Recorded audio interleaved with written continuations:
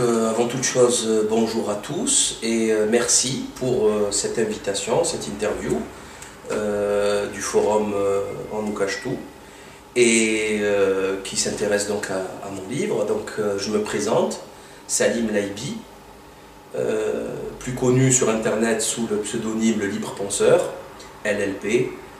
J'ai réalisé donc depuis fin 2006 que ce monde ne tournait pas rond grâce aux vidéos Loose Change concernant le 11 septembre. Je crois que c'est une évidence, la planète entière maintenant s'en aperçoit, à part l'élite européenne, entre guillemets, si on peut appeler ça une élite.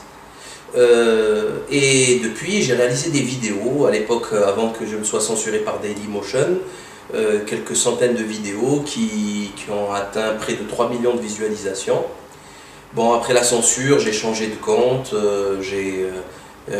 c'est parti un peu dans tous les sens, mais maintenant je suis sur YouTube, le site russe, afin d'éviter la censure, parce que comme vous le savez tous, nous vivons en démocratie, et la liberté d'expression est totale, sauf pour nous, sauf pour toute parole dissidente, toute parole véridique.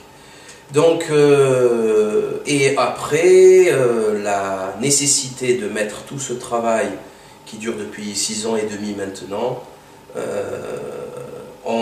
par écrit dans un livre qui s'appelle « La faillite du monde moderne », qui est sorti donc le 19 novembre dernier et qui en est à sa deuxième réédition et donc qui est un succès qui rencontre un succès assez intéressant. Pour information, bon, il n'y a pas que Dailymotion qui nous a censuré, il y a Facebook aussi qui nous a censuré à plusieurs reprises, il y a nos sites internet qui reçoivent des attaques quotidiennes avec des tentatives de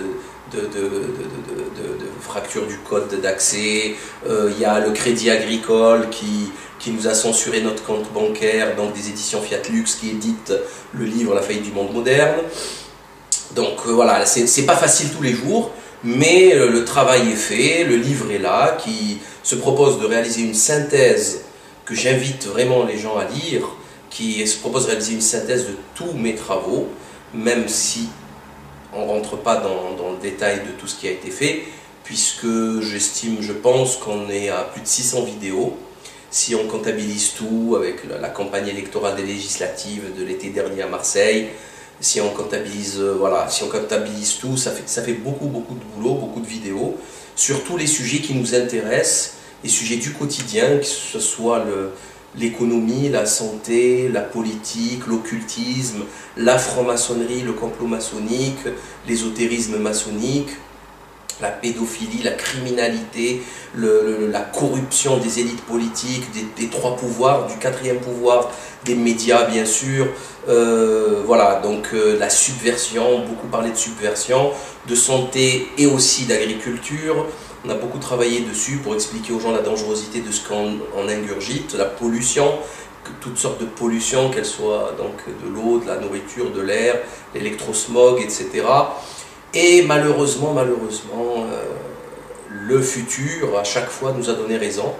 C'est triste à dire, mais tel Cassandre, je n'ai qu'un seul tort, c'est d'avoir raison trop souvent. C'est peut-être prétentieux pour ceux qui ne me connaissent pas, qui écoutent ça la première fois, mais c'est la vérité. Il suffit de venir sur le site lelibepenseur.org et de constater la véracité de ce que je dis. Il y a des dates, les vidéos sont toutes datées, et vous verrez qu'on a annoncé des cataclysmes bien avant tout le monde. C'est pas non plus extraordinaire de faire ça, parce que je ne suis pas le seul à le faire, mais c'est quand même assez effrayant de constater que les médias dominants, ce qu'ils appellent mainstream dans le monde anglo-saxon, c'est-à-dire TF1, M6, l'AFP, Le Monde, le Nouvel Obs, Express, Figaro, tout Radio France, et bien eux non, ils n'en parlent jamais. Voilà, ils constatent juste les dégâts a posteriori. C'est exactement, j'en parle aussi dans le livre, c'est la technique du fait accompli.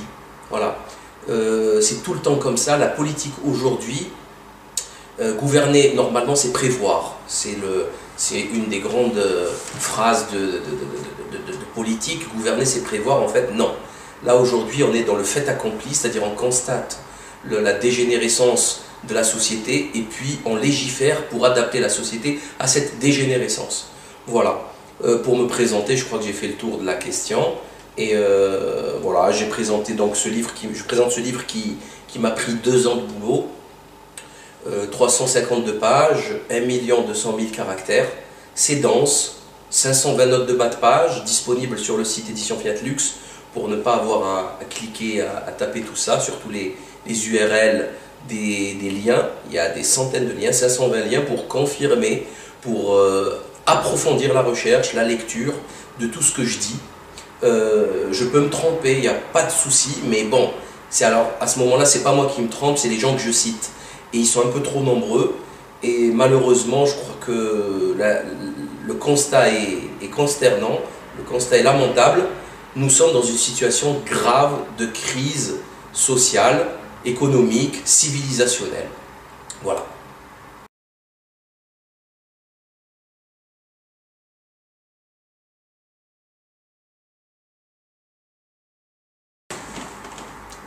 Cette question est curieuse. Elle est très curieuse. Elle est à l'image de l'ambiance nationale que les médias veulent instiller, veulent créer. C'est le paradigme actuel. Bien sûr que je suis français, bien sûr que je me sens patriote, bien sûr que je me sens concerné par l'avenir de ce pays, et bien sûr qu'on prendra les armes s'il y a une nation qui viendrait, qui s'autoriserait, qui se permettrait comme ça un jour de venir nous envahir.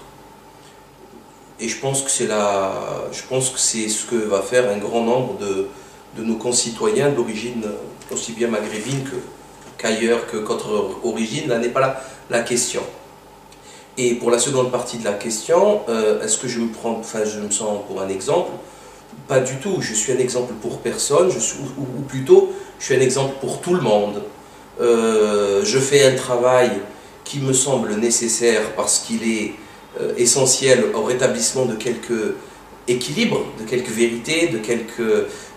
voilà, il y a quand même un désordre ambiant assez phénoménal. C'est évident, tout le monde le ressent, tout le monde le constate. Tout le monde vivote au jour le jour, fait semblant de ne rien voir, mais tous ceux qui se posent la vraie question et qui essayent de comprendre, ils savent que ça va mal, ils savent que les politiques sont corrompus, ils savent que l'économie a ruiné le monde, ils le savent, c'est évident, en plus ça se dit de plus en plus. Donc je crois qu'il était évident qu'il fallait réagir avec virulence, avec précision, avec courage, voilà. Et puis c'est tout, ça s'arrête là. L'origine, pas l'origine, elle n'a rien à voir dans cette affaire, absolument rien à voir. Donc c'est une question de justice, de vérité, et ces questions-là ne s'embarrassent pas des origines des gens. Voilà, moi je vois les choses comme ça.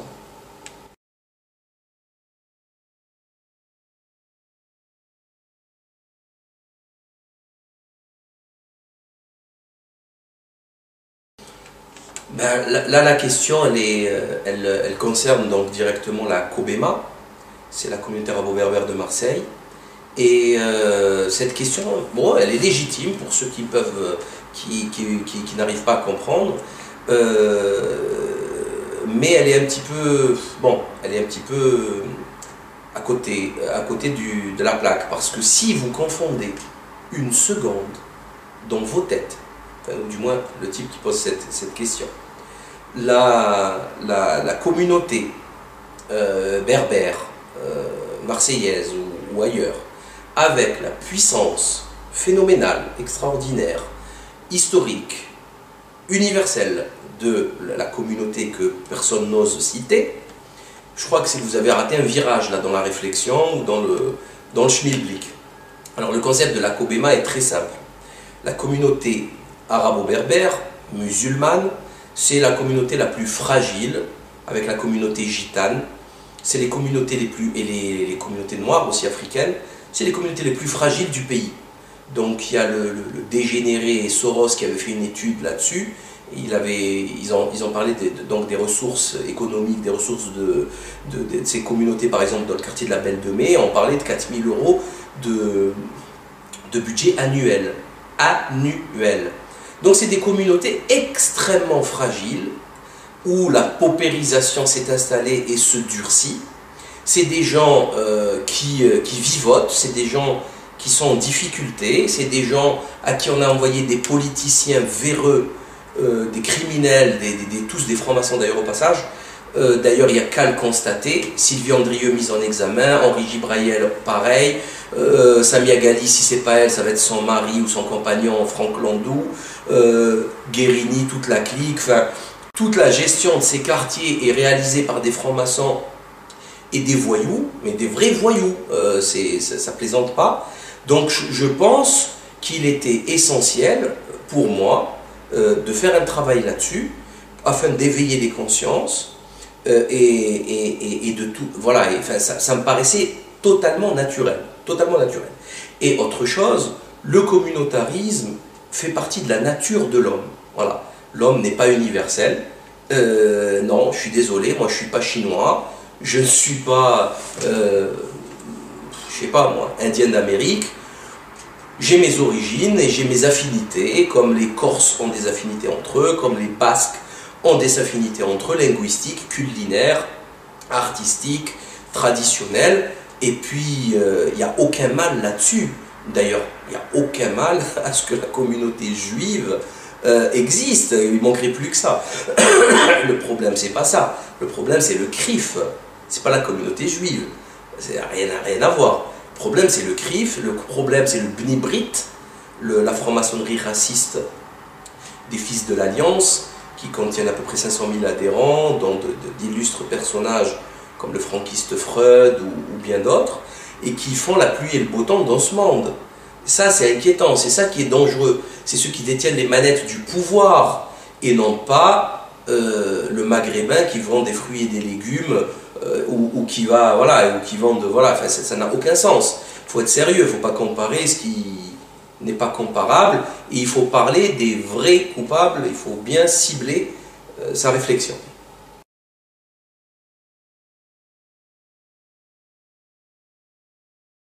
Ah ben complètement, oui, évidemment. Alors moi, je traite de la... Personnellement, c'est mon cas, bien sûr, je suis créationniste. Je traite de la théorie de l'évolution dans le dernier chapitre, dans la chronologie du paradigme moderne, et donc je démonte la théorie de l'évolution de Darwin. Par contre, il est clair que je n'invite pas les gens à être créationnistes. Ça, c'est le dernier de mes soucis. Ça ne m'intéresse pas. Chacun fera ce qu'il voudra de son temps, de ses lectures et de ses réflexions. Ça, c'est vraiment, c'est ma croyance. Maintenant, effectivement, le problème, c'est que l'évolutionnisme darwinien est une supercherie, que vous le vouliez ou non. Voilà, c'est une vérité. Il y a des centaines et des centaines de preuves, des dizaines de bouquins ont été écrits là-dessus. Les gens les ignorent, c'est pour ça qu'ils contredisent bêtement, sans avoir lu tout ça. Comme toujours, c'est le problème de la démocratie, c'est pardon, de donner à croire aux gens qu'ils ont le droit de donner leur avis, tout en ignorant les tenants et aboutissants de la question exposée, posée ou à développer. Donc ça, c'est quand même fatigant à la fin. Mais, effectivement, quand on a détruit l'évolutionnisme, qu'est-ce qu'il reste? Ben, j'ai un peu envie de vous dire, ben, cherchez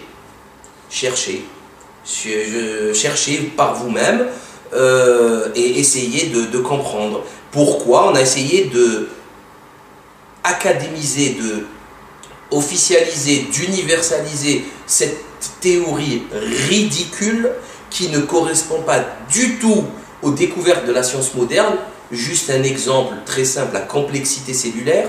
La complexité cellulaire de n'importe quelle cellule, la plus misérable cellule eucaryote de 20 microns de diamètre, avec un ADN à l'intérieur qui fait 2 mètres de longueur, qui est dans le noyau, qui est encore plus petit que la cellule, avec des mitochondries, qui est la centrale énergétique avec un ARN mitochondrial à part, avec des systèmes réticulum endoplasmiques pour fabriquer des protéines, avec 6 appareils de Golgi, avec un cytosquelette qui sont des autoroutes pour faire balader tout ça de bout en bout, avec 1 million d'opérations chimiques par seconde, dans chaque cellule.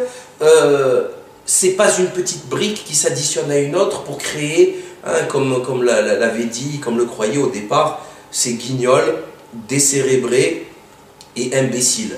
Ça n'a strictement rien à voir. Ça défie la raison. La cellule, la complexité de la cellule, c'est un scientifique qui le dit, il y a toutes les références dans le livre, hein, est aussi importante qu'une grande ville, une grande métropole comme New York, Londres ou Paris. Vous voyez un petit peu ce que cela veut dire. Tous les câblages électriques, l'eau, enfin, c'est délirant, c'est délirant.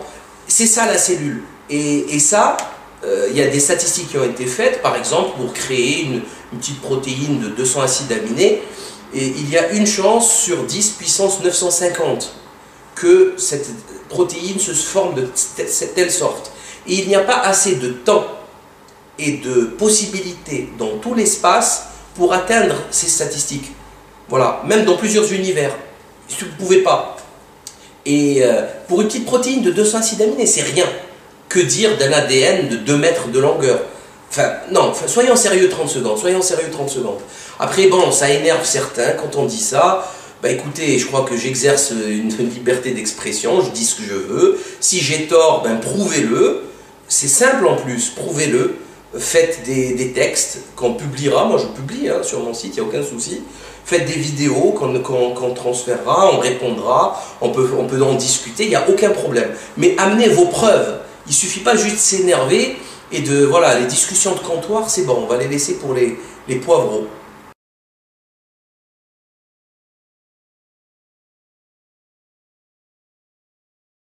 Il y a des sociétés humaines sur Terre, depuis toujours. Des sociétés humaines, c'est un groupe d'individus qui peut être composé de 3, 4 ou 1 million de personnes. À partir du moment où on se met ensemble, il y a des règles communes. Et obligatoirement, il y a un chef. Obligatoirement, il y a des règles. Obligatoirement, il y a une levée d'impôts. Obligatoirement, il y a une armée pour sécuriser, la police. Il y a une justice, bien sûr, c'est le pilier central, etc., etc., etc. L'aide des démunis, le trésor public. Je crois que ceci est essentiel. Donc tout le monde l'aura compris. Il n'y a pas besoin de... Voilà, c'est des évidences. Maintenant, comment gérer cette communauté d'êtres humains? Il y a différentes techniques. Alors la technique unique qui a été utilisée de tout temps, de toute histoire humaine écrite connue, donc il y a toute l'histoire humaine qui n'est pas écrite, qui n'a pas été écrite parce que l'écriture est venue avec la décadence de l'humanité pour rappeler à l'homme ses devoirs, alors qu'avant il les a intégrés, ils faisaient partie intégrante de lui-même, de son âme et de son corps. Là maintenant il lui faut un écrit pour se rappeler ces choses-là. Il lui faut signer des contrats avec des témoins, sinon il oublie, sinon il fait des bêtises. Donc bon bref, donc d'histoire humaine connue, c'est le roi et l'aristocratie qui a géré les communautés humaines. L'aristocratie, c'est les meilleurs d'entre nous qui prennent le pouvoir pour gérer la société humaine. Je signale quelque part qu'aujourd'hui c'est le cas aussi, puisqu'un magistrat, c'est quelqu'un qui a beaucoup étudié, beaucoup bossé, c'est pas n'importe qui. Un médecin, un ingénieur, quand il y aura par exemple un accident nucléaire ou un accident électrique, une tempête, on va aller prendre les meilleurs d'entre nous pour régler les problèmes. On ne va pas aller prendre n'importe quel abruti du quartier et lui demander comment on va solutionner des problèmes d'approvisionnement en eau ou en nourriture de telle zone. On prend les meilleurs d'entre nous. Ça c'est encore une évidence, mais il faut rappeler ces évidences en ces temps sombres où tout est perdu en fait.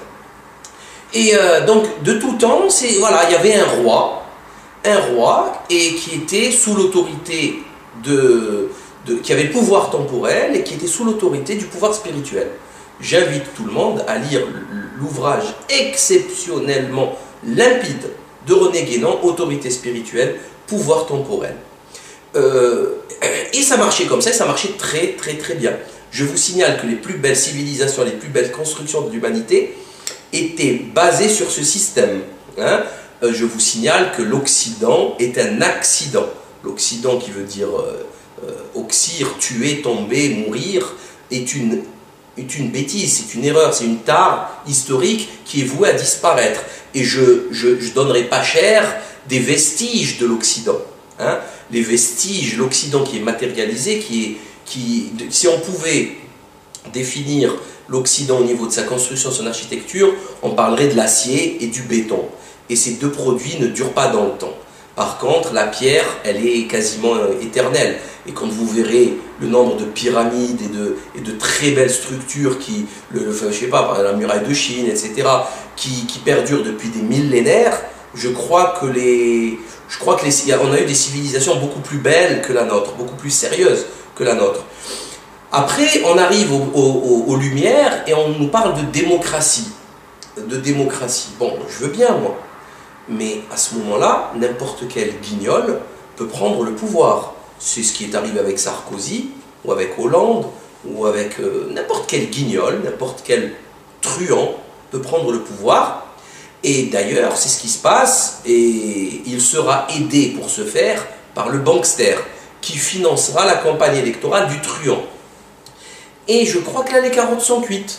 Donc depuis le régicide en France et quelques autres nations, eh ben, c'est qui dirige? C'est des voyous, des francs-maçons, des dégénérés sexuels. On a failli avoir DSK comme président de la République. Ça ne vous suffit pas pour condamner définitivement la démocratie?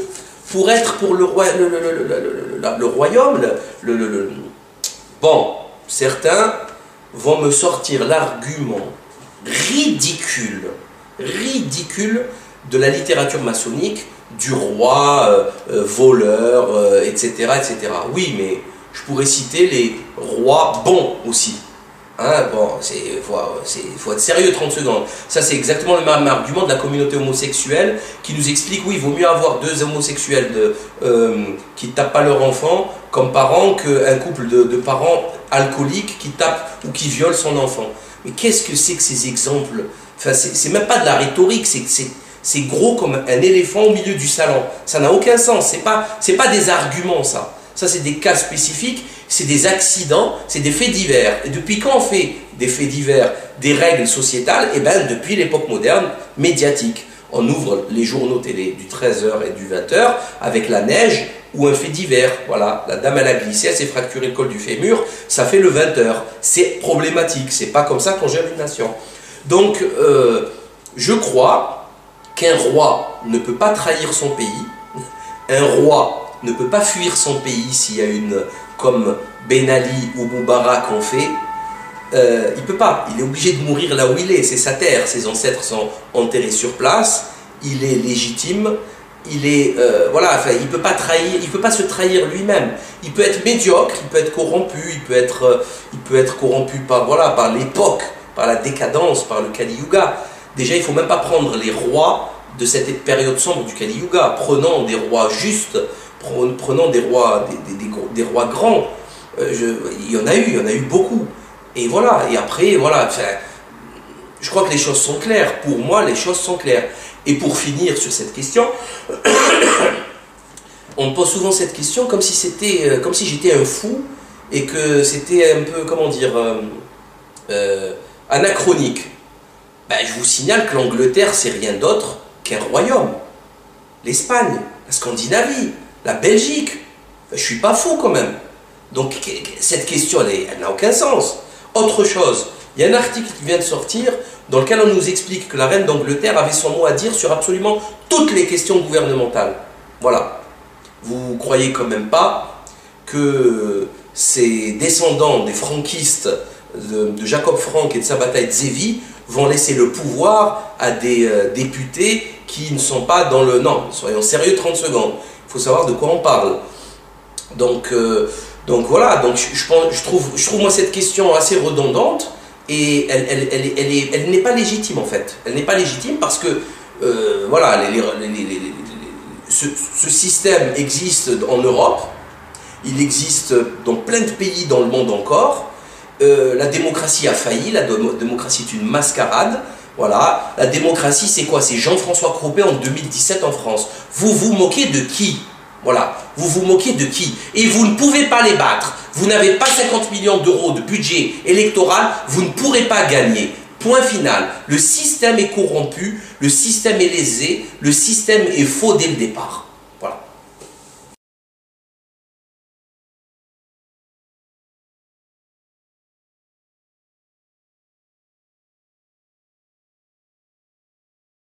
En fait, bon, l'homosexualité est devenue un sujet de société extrêmement important, pourtant très curieux puisqu'il ne représente pas même pas 1% de la population, c'est vraiment très très curieux, puisque c'est antidémocratique, puisque les lois du nombre devraient prévaloir sur les lois des minorités, c'est le principe de la démocratie, non pas celui de la justice qui se doit de protéger le faible, non, non, non, ils ne sont pas faibles les homosexuels, pas du tout, ils sont puissants, c'est un lobby puissant, il n'y a qu'à voir les milliardaires Pierre Berger et compagnie, mais bon, c'est vrai que l'homosexualité est une question qui se pose. Alors comment devient-on homosexuel? J'ai fait une vidéo sur l'homosexualité qui, je pense, a fait le tour de la question, de la nature, on va dire, pas naturelle de l'homosexualité masculine, puisque, bon, je crois que biologiquement, anatomiquement, c'est pas fait pour. Métaphysiquement, c'est pire. Hein, le yin, le yang, le positif, le négatif, la dualité, etc. Bon, sauf qu'on n'a pas le droit de dire tout ça dans ce pays, puisqu'on est taxé tout de suite d'homophobe et on peut finir en prison ou avec des amendes extrêmement lourdes.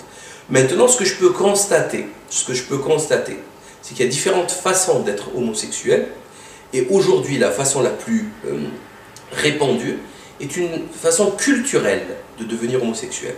C'est-à-dire que les gens ils se disent bon pourquoi pas ne pas essayer, pourquoi en fin de compte je suis attiré par exemple on voit ça dans les radios, les Skyrock et les Fun Radio, etc. Dans les coups de fil des adolescents, on a des adolescents en pleine formation et maturation sexuelle qui se posent des questions et on va leur dire oui c'est tout à fait normal, il faut y aller, il faut foncer. Non, c'est pas normal. D'ailleurs, c'est extrêmement inquiétant que l'éducation sexuelle de nos jeunes soit faite par des gens comme Diffoul ou comme Coé. C'est extrêmement grave, c'est très dangereux et ce n'est pas sérieux du tout. Hein, bon, voilà, je crois que c'est évident. Maintenant, l'homosexualité en tant que telle, est-ce qu'elle est diabolique? Religieusement, oui. Religieusement, oui. Elle est condamnée par toutes les religions. Aristote lui-même le faisait, les Grecs eux-mêmes condamner l'homosexualité malgré ce que certains pourraient croire, parce qu'elle n'est pas naturelle quant à la reproduction des êtres. Et c'est très curieux, parce que dans une société matérialiste, ultra-capitaliste, le renouvellement des générations avec tout ce qui est caisse des retraites, etc., formation professionnelle, et je crois que c'est essentiel au système. Et bien là, l'homosexualité, elle brise tout ça, même s'ils veulent nous faire croire qu'ils veulent des enfants, alors que la majorité, pas du tout, ils n'exigent rien. Le mariage homosexuel est une création maçonnique, typiquement maçonnique. On sait d'où vient Najat Vallaud-Belkacem et Christiane Taubira. On sait que c'est une commande maçonnique, comme va suivre bientôt l'euthanasie, etc. Ce sont des blasphèmes contre la religion que la maçonnerie essaie d'imposer. Après, bon, comme dirait l'autre, chacun fait ce qu'il veut de son postérieur.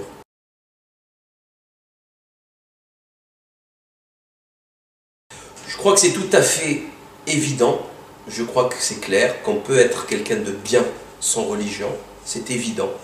Par contre, je crois que il est, comment dire, il est essentiel de se rendre compte qu'il faut, à un moment donné, si je dis bien si, Dieu existe, il faut lui rendre hommage et je crois que c'est un problème à régler avec lui. C'est pas un problème à régler avec les hommes. Voilà, c'est tout. On croit ou on ne croit pas, entre nous, il n'y a pas de souci. Chacun fait ce qu'il veut. Mais par contre, avec lui, c'est plus pareil. C'est comme si vous me disiez, oui, moi je suis quelqu'un de bien, je travaille, je fais du bien autour de moi, mais je ne paye pas mes impôts. Ben, vous verrez l'État venir récupérer sans dû, avec violence, avec huissier, etc., tribunal, police. Ils vont vendre vos biens, récupérer leurs impôts. Il n'y a qu'à voir Dieudonné, comment il lui en fait pour le coût de sa SCI. Donc à un moment donné, voilà, Dieu c'est beaucoup plus prestigieux. Dieu c'est beaucoup plus sérieux. Et il va falloir éventuellement lui rendre des comptes s'il existe. S'il n'existe pas, ben vous aurez gagné. Voilà, c'est tout. Mais sinon, bien sûr qu'on peut être quelqu'un de bien, mais encore heureux. On peut être quelqu'un de très très bien, avec une morale qui découle de tout ça, hein, qui découle de la religion. Mais voilà, et ne pas croire en Dieu, pourquoi pas, bien sûr, j'en connais. Et je suis très content de connaître certaines personnes, parce que c'est des gens bien, tout simplement, des gens honnêtes, serviables, humains. Mais la question divine, elle est à régler avec le Créateur, pas avec moi, ni avec les croyants.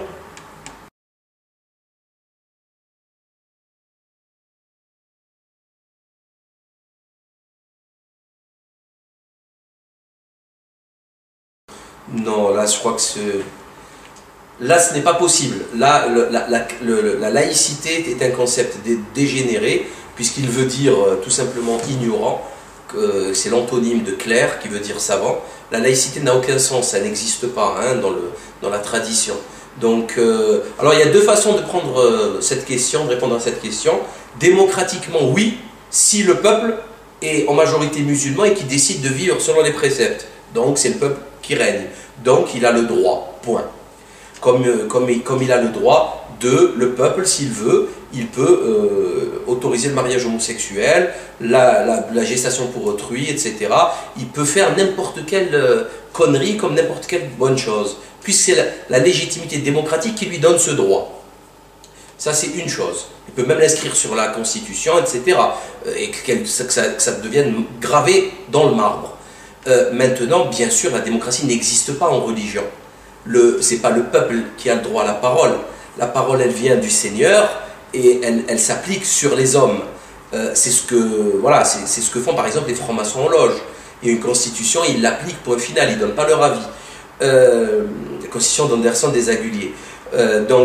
Maintenant, la question à poser, où ça devient vraiment intéressant, c'est qu'est-ce qu'on veut de nos sociétés et qu'est-ce qu'on est devenu après l'exclusion de la religion.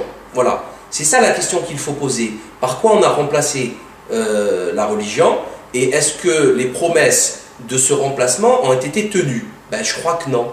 Je crois que c'est évident que c'est une faillite totale. Le mensonge a été énorme, la supercherie monumentale.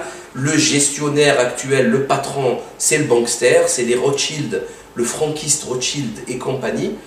Donc je crois que voilà, les choses sont dites. Maintenant, celui qui veut appliquer la religion, il applique la religion dans sa totalité. Et non pas la religion laïcisée comme essaient de le faire certains. Parce que sinon, ce n'est plus une religion. En fait, il faut s'intéresser à ces questions et les choses se clarifieront. Mais ce sont des questions extrêmement graves, extrêmement pointues. C'est de la doctrine. Il n'y a pas de... Voilà, on ne tourne pas autour du pot, c'est carré, c'est comme ça. C'est comme le code pénal, le code civil, c'est carré. Donc soit c'est oui, soit c'est non, quelque part. C'est un petit peu ça, hein.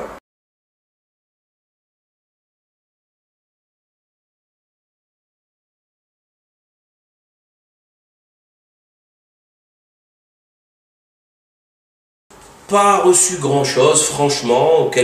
Oui, des petits trucs, des petites broutilles. C'est pas méchant. Lors des élections, quelques coups de fil, quelques personnes qui ont essayé d'intimider, mais c'est pas méchant. Mais de toute façon, voilà, ce qui m'anime, c'est quelque chose qui n'est pas de ce monde. Donc, il n'y a personne sur cette planète qui pourra me faire changer d'avis ou me faire peur. Voilà, les enjeux sont trop gros. Il n'y a pas d'achat, il y a personne qui peut m'acheter avec les biens de ce monde. Lors de l'invasion de la Libye par l'Italie, il y a un grand guerrier qui s'appelait Omar El Mokhtar, à ne pas confondre avec Mokhtar Bel Mokhtar, le borgne, le guignol, le dealer de drogue des derniers événements au Mali, en Algérie.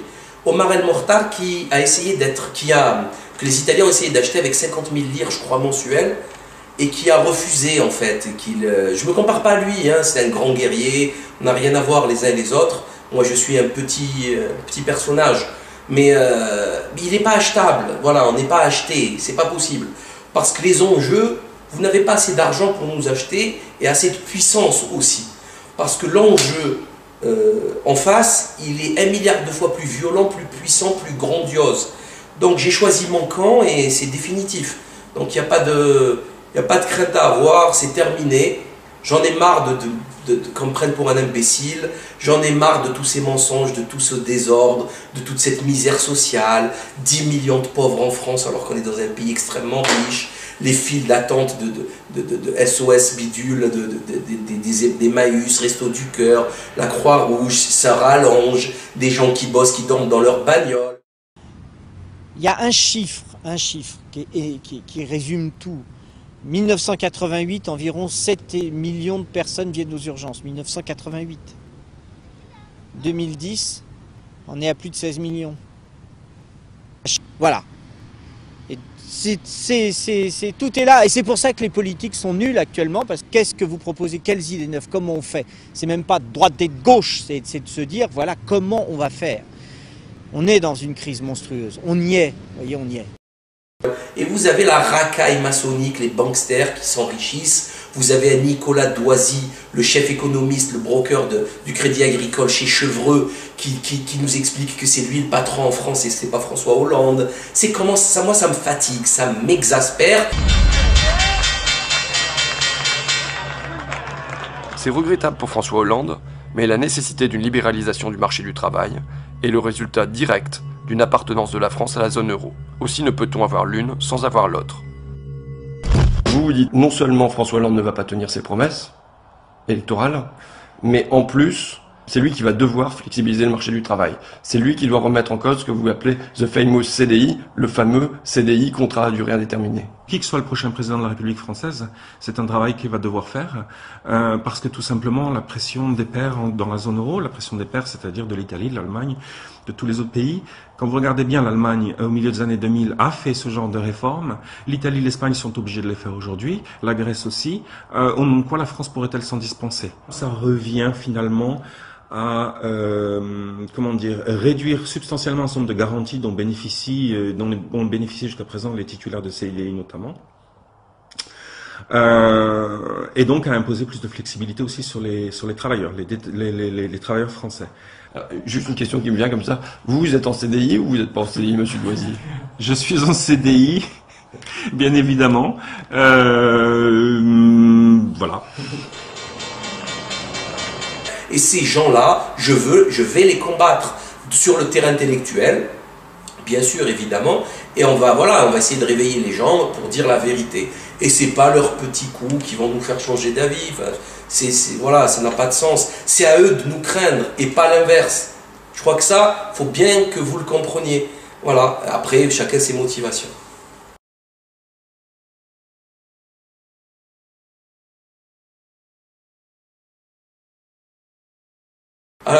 Là, cette question, voilà, il y a plusieurs réponses. Alors, la première, c'est, il y a peut-être celle qui m'a le plus impressionné, c'est des personnes que vous ne connaissez pas, parce que j'ai rencontré des gens, des amis qui sont assez exceptionnels et que malheureusement vous ne pouvez pas connaître, puisque voilà, c'est comme ça.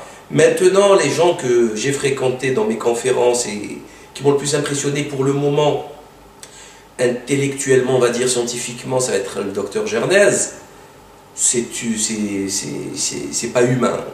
Voilà, surtout si on met en comparaison le génie, l'humilité, la gentillesse, la disponibilité, c'est pas humain, c'est quelque chose d'une autre planète. Pierre d'Ortiguet, bien sûr, ça c'est le côté philosophique. Au niveau du courage, de la folie, du génie artistique, Dieudonné, bon, il y en a beaucoup, hein, il y en a beaucoup. Voilà, enfin, pour ne citer que cela. Mais bon, je suis aussi, enfin, il y en a beaucoup d'autres, hein, il y en a beaucoup d'autres. Marion Sigaud, pour moi, est quelqu'un d'exceptionnel, exceptionnel, au niveau professionnel comme au niveau humain. Étienne Chouard, c'est quelque chose. Cette humilité, cette gentillesse, un peu trop peut-être, excusez excuse-moi Étienne, mais trop gentil Étienne, trop quelqu'un d'extrêmement bon, voilà, qui veut changer les choses et ça motive, ça encourage, ça donne envie voilà, ça donne envie d'avancer. Bon, j'en oublie parce que j'en ai fait trop, hein. Kémy Séba, le courage d'un Kémy Séba, la radicalité d'un Kémy Séba, la cohérence d'un Kémy Séba. Qui d'autre voilà, enfin, voilà, désolé pour ceux que j'ai oubliés.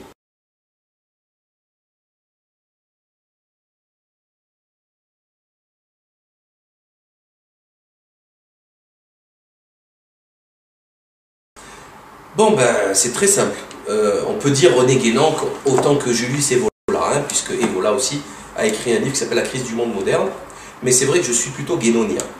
Je crois que c'est pas compliqué. René Guénon a fait partie de toutes les sectes, j'appelle secte, la franc-maçonnerie pour moi c'est une secte, hein, de tous les mouvements spirites, etc. du début du siècle dernier. Il a tout essayé. Par contre, on dit souvent que Guénon est un franc-maçon, etc. D'abord, la franc-maçonnerie, la vraie franc-maçonnerie opérative, c'est quelque chose d'excellent. C'est même pas bien, c'est excellent. Parce que construire des cathédrales en s'appuyant sur le nombre d'or, des cathédrales qui ont 2000 ans et qui ont résisté au tremblement de terre et au bombardement des deux guerres, je crois qu'il faut quand même être un petit peu surhumain. Ça, c'est une chose. Je ne parle pas des pyramides, etc., dont on ne peut même pas expliquer la technique, aujourd'hui en 2012. Donc la franc-maçonnerie théorique, opérative, pas spéculative, c'est quelque chose de très bien, sauf que pas n'importe qui, il faut être tailleur de pierre, il faut être maçon. Maintenant, je rappelle aux gens qui nous écoutent, moi j'ai lu tout René Guénon, donc je sais de quoi je parle. Il y a beaucoup de gens parmi nous qui n'ont pas lu René Guénon, ou du moins peut-être un ou deux livres, et qui disent des bêtises. René Guénon a écrit donc quand même dans la France antimaçonnique. René Guénon a condamné la franc-maçonnerie sous tous ses aspects. Alors il disait que c'est vrai qu'il aurait aimé qu'il y ait un redressement, il appelait ça un redressement. Mais non, il n'y en aura pas. Il le disait, j'ai une citation en tête, que ça l'étonnerait, etc. On ne peut pas redresser, c'est le Kali Yuga, c'est fini. Voilà, c'est un traditionnaliste, bien sûr, puisque toute religion est traditionnaliste, puisque la religion commence chez Adam et Ève. C'est ce que dit René Guénon. Et la religion, elle intéresse tous les peuples du monde, c'est ce que dit René Guénon. Alors il trouve les points communs entre toutes les traditions, il a fait un travail là-dessus, dans le symbolisme, etc. Et je crois que c'est tout à fait cohérent. Mais par contre, René Guénon n'est ni un occultiste, ni un ésotériste. René Guénon est un religieux, est un doctrinal. Voilà. On peut dire qu'il est ésotériste, dans son aspect religieux, dans son engagement soufi, mais dans un aspect tout à fait orthodoxe. Voilà. Bon, après là, il faut s'y connaître un peu là-dedans, ce serait compliqué, cette interview ne se prête pas à ce genre de développement.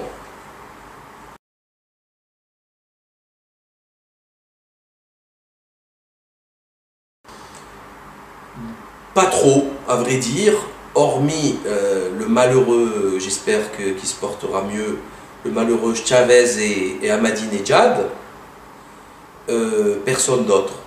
Voilà, personne d'autre. Et encore, je me méfie. Je vous le dis tout de suite. Et encore, je me méfie.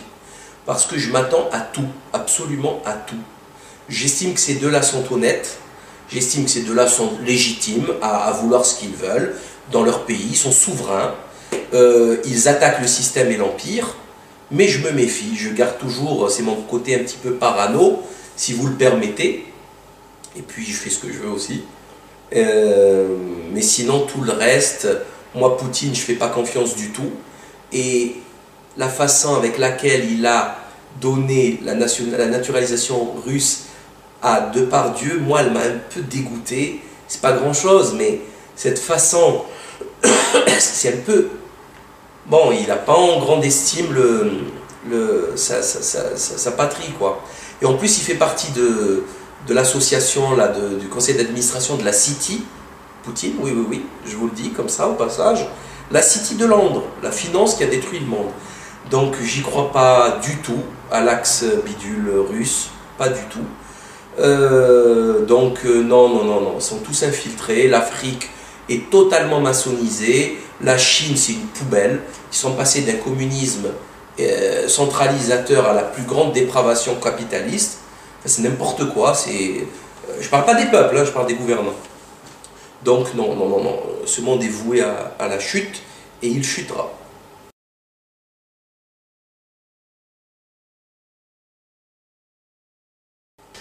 Guerre mondiale, et je crois qu'il n'y a pas d'autre solution, une très sévère guerre mondiale, guerre totale. L'excuse sera l'Iran ou sera une autre. Il ne faut pas rêver, ils ne contrôlent pas tout, les mondialistes. Ça peut leur échapper. Ils mettent tout, ils font tout en sorte pour que cela arrive et qu'ils contrôlent. Mais ils ne peuvent pas tout contrôler. Je crois que ça c'est clair. Il faut bien en être certain. Ce ne sont pas ils n'ont pas cette capacité d'omniscience et d'omniprésence, etc. Voilà, ils ne savent pas tout, ils ne sont pas partout en même temps. Il faut arrêter de leur donner trop d'importance. Par contre, oui, on va avoir droit à cette guerre parce que tout simplement, et là il faut que les gens se réveillent, il y a volonté de construction du troisième temple, le temple de Jérusalem, le temple donc de la franc-maçonnerie puisqu'il s'agit du même temple. C'est eux qui le disent, c'est pas moi, hein. Encore une fois, arrêtez de m'accabler de tous les mots, je ne suis responsable de rien. S'ils font ça, c'est une troisième guerre mondiale avec l'islam, ça va pas être rigolo, c'est complètement absurde d'en arriver là, c'est stupide, c'est délirant, c'est dangereux, et ce sont vos élites qui le veulent. Voilà, ils parlent à la télé, c'est eux, voilà. Donc ça va finir comme ça. Il y a eu déjà des émeutes de la faim, les situations sont très instables, nous avons des pays qui sont dans des états catastrophiques de non-gouvernance, la Libye, l'Irak, l'Afghanistan, la situation est très grave. Donc tout concourt à ce que ça explose. Voilà, et du désordre naît l'ordre nouveau donc c'est le dicton maçonnique Ordo ab Chao. Donc ils pourront après créer leur gouvernance mondiale, et comme le disait Jacques Attali, avec un gouvernement mondial à Jérusalem. Il dit ça tout à fait simplement, il passe sur LCP, dans la maison du Japon, là, le culturel du Japon. Enfin, c'est complètement fou. Même si on peut imaginer, rêver d'un Jérusalem devenant capitale de la planète, qui sera un jour unifié autour d'un gouvernement mondial. C'est un joli lieu pour un gouvernement mondial. Merci Jacques Attali. Il le dit et les gens, ils ne savent même pas de quoi il parle en fait. Hein. Les gens, la majorité, ne savent même pas de quoi il est question. Ben moi je vais vous le dire, le temple de Salomon, la Knesset, la cour bidule de justice qui a été construite par Dorothy de Rothschild, le franquiste, adepte de Jacob Frank, réincarnation, la deuxième réincarnation de sa bataille de Zévi. Ça, il faut vraiment que vous preniez conscience de cette problématique, puisque Brzezinski était franquiste. Voilà, la politique américaine est une politique franquiste, l'Europe est franquiste, l'Arabie Saoudite, le Qatar, etc., c'est des franquistes. Il y a des preuves, hein, avec des généalogies, hein, des preuves physiques. Et ces gens-là sont des nihilistes, ils veulent hâter l'arrivée de l'Antéchrist, c'est leur plan. On y croit, on n'y croit pas, c'est une autre affaire. Mais c'est leur plan.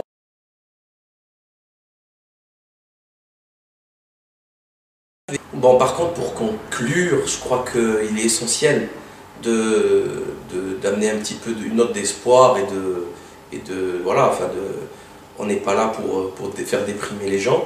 Le constat est violent. Le livre traite de questions assez rudes et graves, certes, mais il est essentiel vraiment de dire aux gens qu'il est tout à fait possible de redresser la situation, de relever la tête, de combattre ce désordre, de le dénoncer, parce que tout simplement c'est la nature même des choses.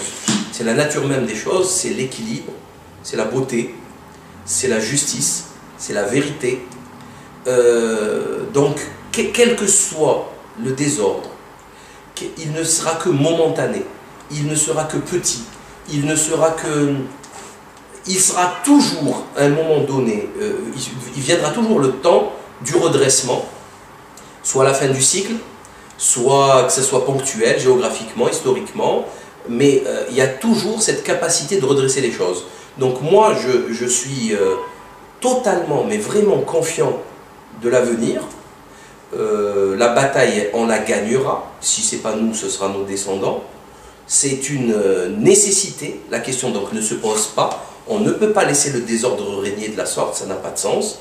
On ne peut pas, bon, parce que tout simplement le péril arrivera un jour ou l'autre à votre demeure, à votre travail. Donc si vous vous foutez un petit peu de la crise, à un moment donné la crise vous touchera. Donc je ne trouve pas ça intelligent de laisser faire jusqu'au jour où vous chutez et que vous vous retrouviez seul. Donc il faut recréer des liens sociaux. Il y a plein de solutions pour rétablir un peu d'ordre. Il faut, quelque part, c'est un petit peu violent ce que je vais dire, mais il faut se réhumaniser. Voilà, on a été zombifié, on a quitté notre statut d'humain. Là, il faut se réhumaniser, vraiment, avec des liens sociaux. Il faut freiner un petit peu, lever la tête du guidon. Il faut s'instruire, il faut quitter, il faut jeter la télé. Il faut s'instruire là où il y a de la science, où il y a de la vérité, avec des gens exceptionnels. Dans le réseau de la dissidence sur Internet, vous avez des gens exceptionnels. Vous avez des informations je sais pas, que d'autres pourraient mettre un siècle à trouver et que vous trouvez avec des simples clics, gratuites souvent. Donc tout est jouable, tout est faisable. Vous pouvez constater la puissance de Big Pharma, financière, médiatique, politique, etc. Et pourtant, ils sont si fragiles. Si fragiles. Il suffit de dire non à leurs injections de vaccins. Il suffit de dire non à l'hypermédicalisation de la grossesse. Il suffit de faire attention à ne pas manger toutes leurs cochonneries pour essayer d'éviter le cancer. Donc c'est très simple en fin de compte de réagir et de rééquilibrer ces choses. Il faut en parler autour de soi. Il faut cesser d'avoir peur. Il faut cesser Souvent cette question revient, oui, tu n'as pas peur, on t'a pas fait... Arrêtez avec ce sentiment. C'est du luxe, la peur, et on n'a pas le temps d'avoir peur. Ça ronge de l'intérieur, c'est fatigant. On a peur 15 jours, on a la boule 15 jours, après ça passe. C'est fini. Après il faut combattre, il faut batailler. Donc franchement, moi j'ai beaucoup d'espoir pour le futur, et parce que c'est ainsi, parce que c'est dans l'ordre des choses. Et puis merci encore pour cette interview, et j'espère, pourquoi pas, après lecture du livre, que vous me poserez des questions encore. Et il y a dans le site Édition Fiat Lux les avis à donner sur le livre. Vous pouvez y aller, des critiques positives, négatives. Nous sommes là pour y répondre. Donc merci pour tout et à très bientôt.